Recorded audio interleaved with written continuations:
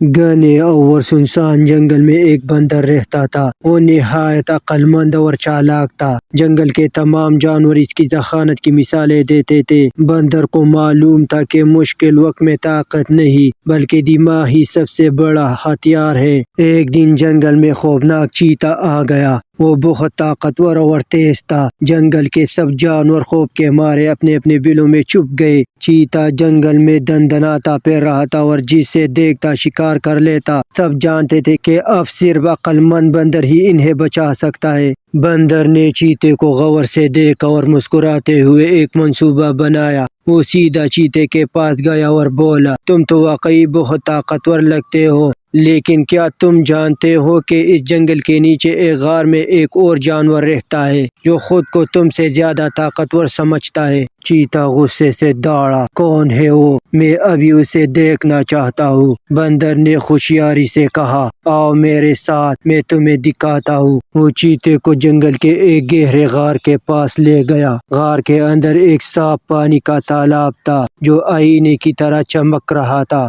بندر نے تالاب کی طرف اشارہ کرتے ہوئے کہا، وہ اسی تالاب کے اندر چھپا ہے۔ چیتا جیسے ہی تالاب میں جھانکا، اسے اپنا عکس نظر آیا۔ وہ سمجھا کہ تالاب کے اندر کوئی دوسرا چیتا ہے جو اسے للکار رہا ہے۔ غصے میں آ کر وہ تالاب میں کود پڑا۔ تالاب بہت گہرا تھا۔ چیتا ہاتھ پاؤں مارتا ہوا بمشکل باہر نکلا اور خوف سے بھاگ گیا۔ جنگل کے سب جانور باہر نکل آئے اور بندر کی عقل مندی کی تعریف کرنے لگے۔ بندر نے مسکرا کر کہا، طاقت ہمیشہ جیت کی ضمانت نہیں ہوتی۔ اصل جیت عقل اور ہوشیاری کی ہوتی ہے۔ جو سمجھداری سے کام لیتا ہے وہی سب سے بڑا فاتح ہوتا ہے۔